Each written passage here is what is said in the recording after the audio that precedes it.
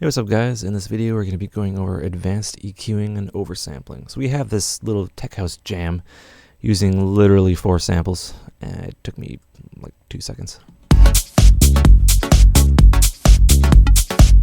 You know, just for educational purposes. Alright, so we have our different kind of areas here, and we're going to make everything sit nice and neat together. So I want to introduce you to the EQ, and we're going to introduce a new mode. So this is mid-side EQing, right? So there's left and right EQing. Okay, well there's stereo EQing.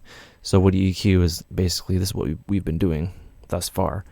Left and right. So you have a stereo heavy piece of material, you can EQ the left and right and get that all balanced. And you can select left or right here. Mid-side. So what mid-side is? Mid is the mono material. So you can hear the mono material by dropping in a utility and bringing the width down. Right, that is absolutely just the mono material. And when you go to 200, you get the stereo material.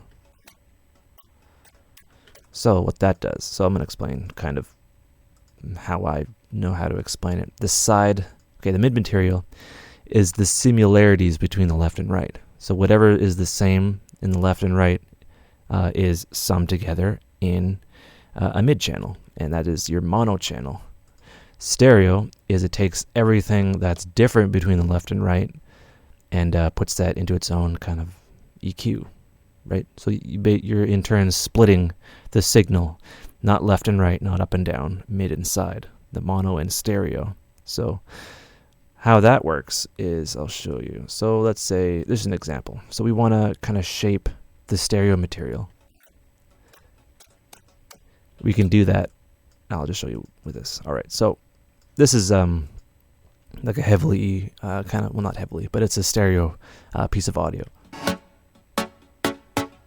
Right, so we can use a shelf to kind of bring up the high end, which is something I like to do. And for the mid, we can kind of clean up the mid area and find a stereo balance. And this is kind of, you know, not easy, but you know, you can get a really nice effect. And it's all about getting a balance between things. And this is just an example, and I'm not going to spend a whole lot of time doing this, but you'll get the idea. So we can high pass. All right, so I want that mid punch of that sound to come through. So I'm just going to have a little bit of a little guy here. And we can even solo that. Right, and that's what I want. I want that, look, that, like, you can kind of feel it, if that makes any sense. Right, so we have that. That's always good to A-B it, like, as in compare it to something else, or compare it to the dry signal by turning it off. Kind of dull.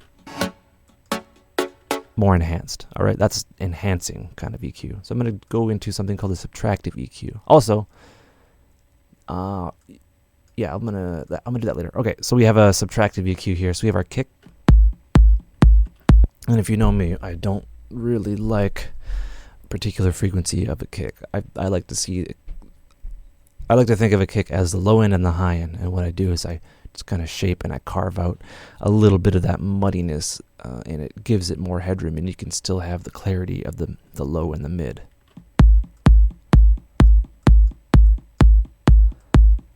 Right, and it really sounds good if you get it just right.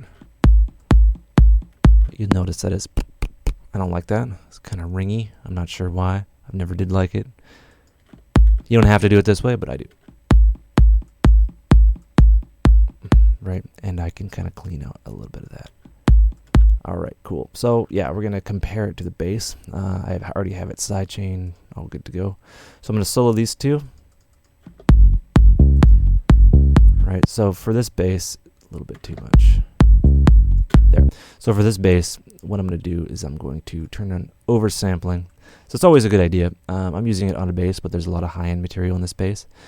Oversampling means that it doubles the sample rate. So typically, right, how I have it set up is 44.1 hertz. So 44,100 times a second is how many points of amplitude you get.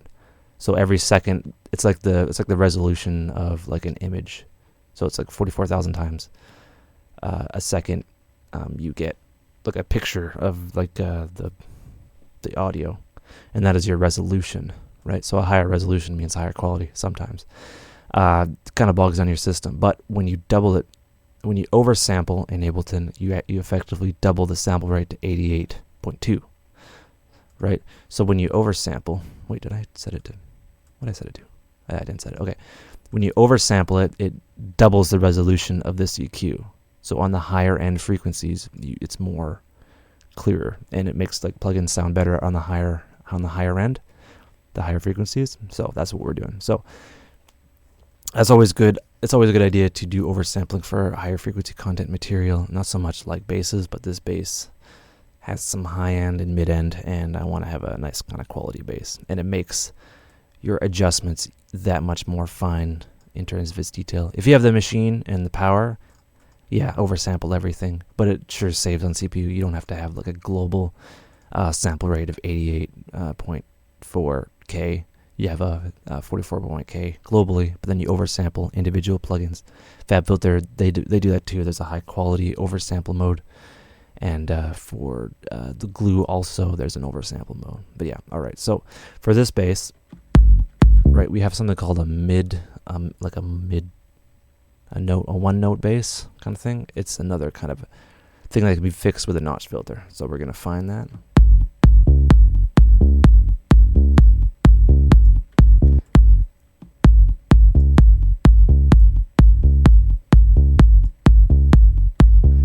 Yeah, this bass did not have as much high frequency content as I thought. But anyway, yeah, that doesn't matter.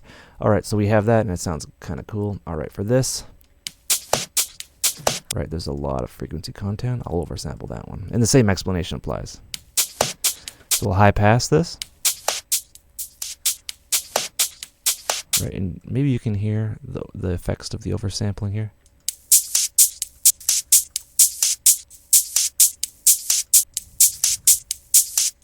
Right, it just sounds kind of more transparent and clear. I'm making up words now, so we'll do that.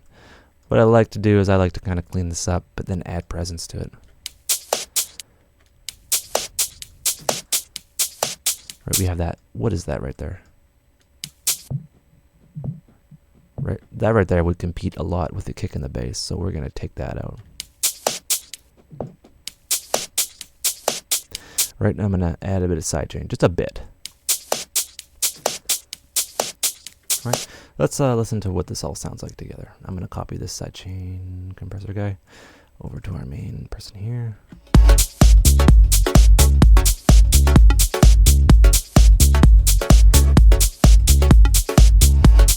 Right, and we have somewhat of a refined mix. Yeah, and that's generally EQing. So basically the rules are high pass, clean up, kick and bass, especially on the low end, because a lot of these samples, they're really, really low, and they have a lot of sinusoidal kind of tendencies in them, and that can add notes that you might not like. Oversample high, you don't have to oversample low. I did anyway, but whatever. And EQ and refine things, and yeah, it takes years. And yeah, I'm not an expert. I don't claim to be. So yeah. All right. Have a good one and take care.